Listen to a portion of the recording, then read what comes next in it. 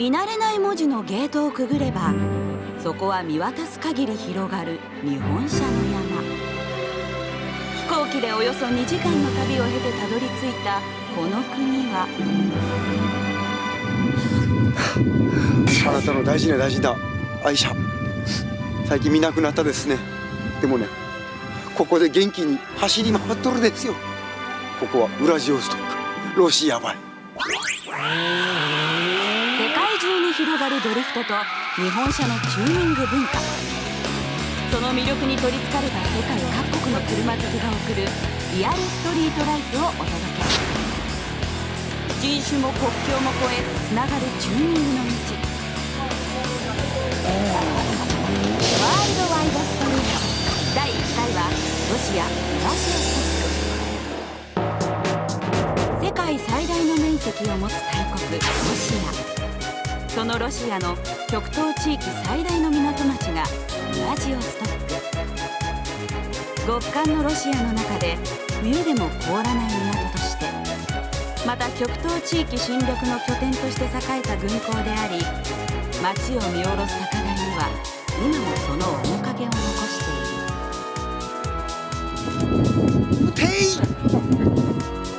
ロシアを横断するシベリア鉄道の出発点でもあるウラジオストック。かつては日本とヨーロッパをつなぐ玄関として多くの日本人が訪れた。街を走る車の9割以上が日本車。年間10万台以上もの中古車が船で海を渡ってくる。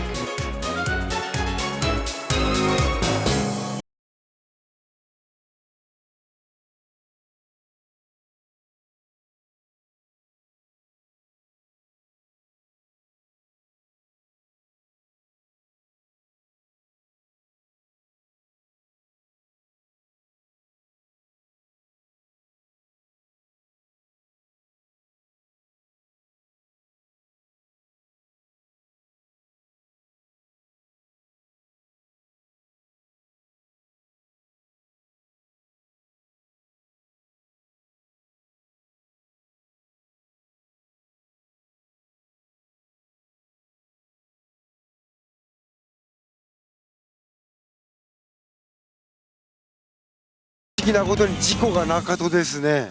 それでは現地のマシンをチェックしてみよ全くもって読めんですね、このロシア語。これは何て読むんですか、これ。 D との文字です。 D。 これチはで、まあね、日本にないような文字がね、こうあるんですよ。何なんですかね、これ。そして中身、どっちかというと綺麗な方じゃないですか、これ。埃はかぶっとるけど散らかってないし、後ろの椅子が外れとるですよ。なんで外すんですか、ここ。なんでそれはいらないです。スポーツカーです。この車はタクシーじゃない。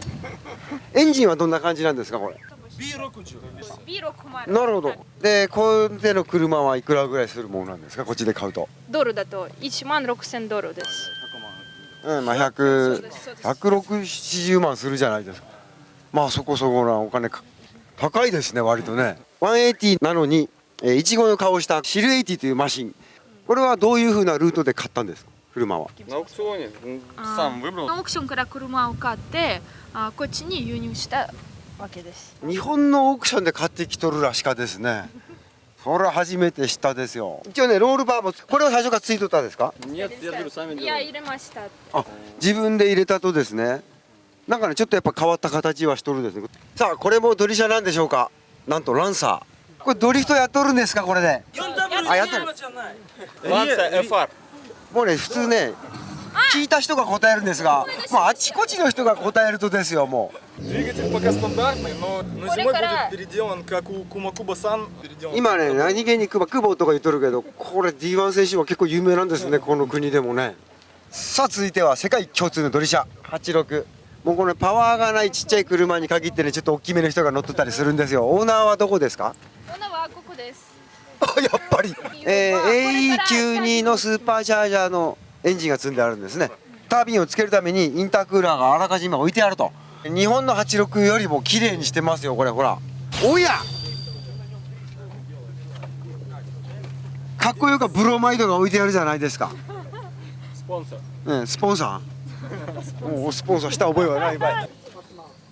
いやー、このような日本で昔流行ったですね、ビップカー、まあ今でも流行っとるんでしょうけど、この手の作りのやつ、こうロシアではね流行っとるんでしょうね。日本車大人気。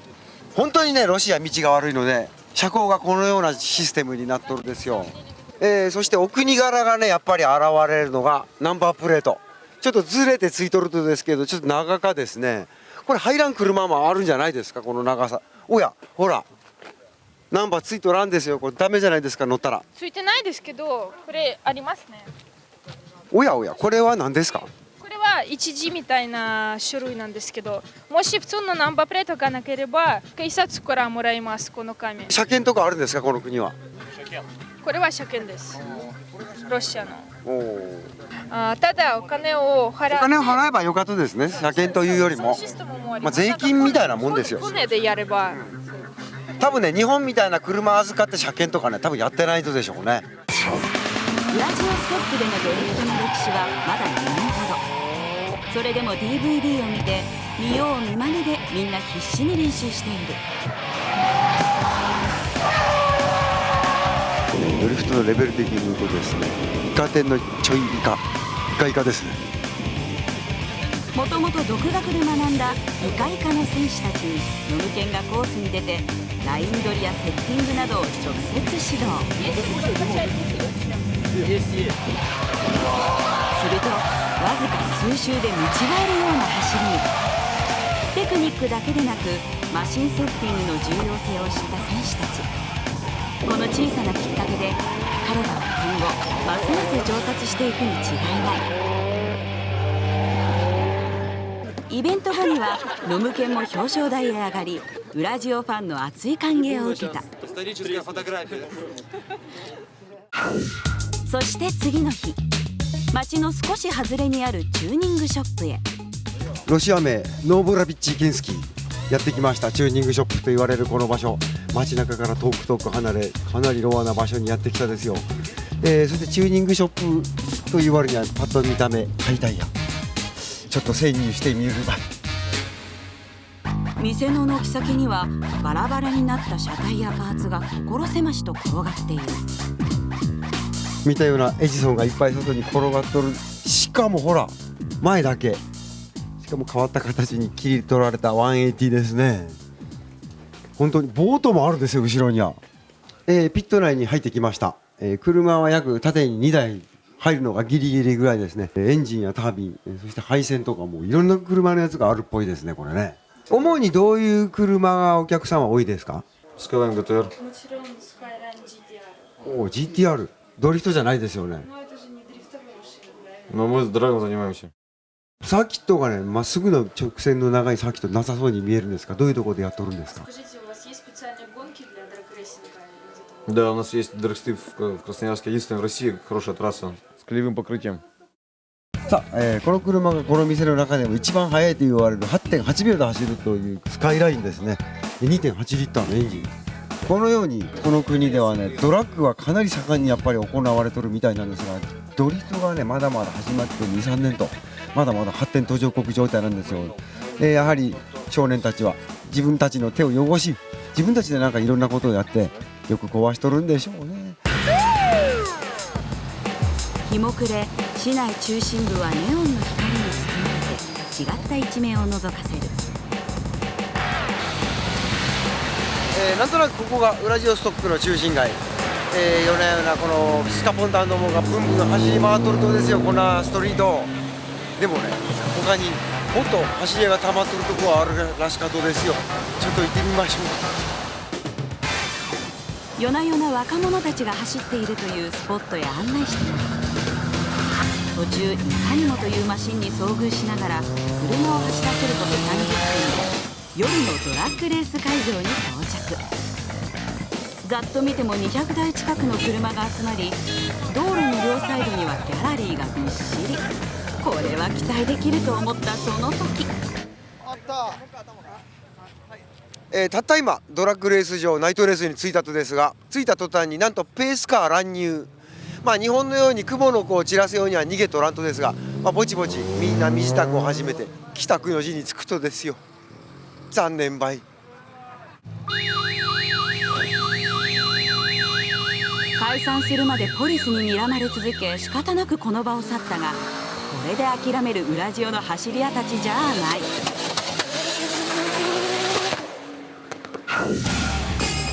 場所を変え再び集結。先ほどペースカーが入ったので第2会場に移動してきました。こんなところでやっとるとですよ、日本でいうところ国道のバイパス、どんどん車が来とるとですよ。さあここでドラッグレース開始ばい。危なか。道路両サイドだけでなく歩道橋の上にもギャラリーがびっしり。そんな中、片側車線を完全に占拠して公道ドラッグレース開始。早くせんと一般車が溜まっとるじゃなかですか。スタートバイ。そしたらスタートバイ。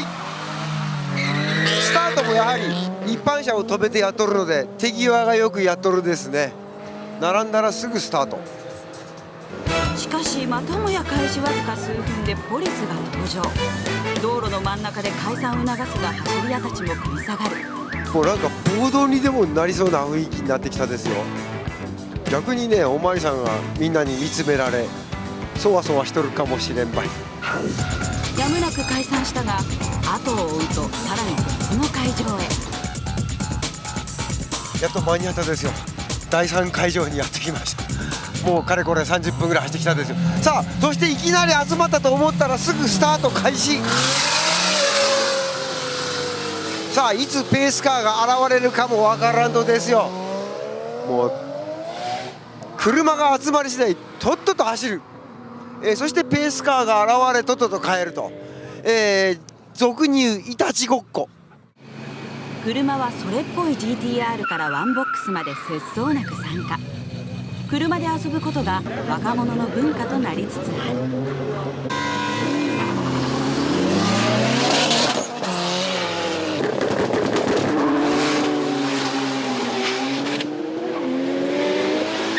これがやっぱりドリフトの文化、04の文化、夜の車遊び。ノムケンがまさに昔の日本と同じというウラジオストックのストリート。車遊びに夢中の若者たちが青春を謳歌する。あの頃の日本の姿がここにあった。どこへ行っても熱い歓迎を受けたノムケン。